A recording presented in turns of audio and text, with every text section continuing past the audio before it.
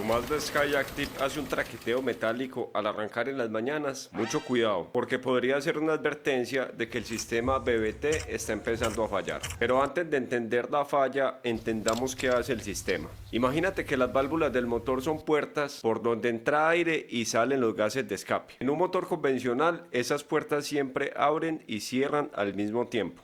En cambio, el sistema BBT cambia ese momento según cómo estés conduciendo. Si vas tranquilo, busca ahorrar combustible. Si aceleras con fuerza, ajusta la apertura de las válvulas para que el motor respire mejor y entregue más potencia. En pocas palabras, hace que el mismo motor pueda ser económico cuando lo necesitas y potente cuando lo exijas. Y entonces, ¿por qué falla? Porque este sistema depende completamente de un aceite limpio, con la viscosidad correcta y el nivel adecuado. Así que cuando se retrasan los cambios de aceite, se utiliza una especificación incorrecta o se aplica más aceite de lo normal, el actuador del BBT y la válvula que lo controla pueden comenzar a desgastarse o trabajar de forma incorrecta. Los primeros síntomas suelen ser pérdida de potencia, ralente inestable, testigo de check engine con el código P0011 o P0012. Y en la mayoría de los casos, traqueteo metálico al arrancar en las mañanas. La mejor reparación siempre será la prevención. Utilice el aceite recomendado por el fabricante. Cambia los filtros en cada mantenimiento. Respeta los intervalos de servicios. Y nunca permitas que te apliquen más aceite de lo normal o que el nivel de aceite baje. Un cambio de aceite cuesta poco.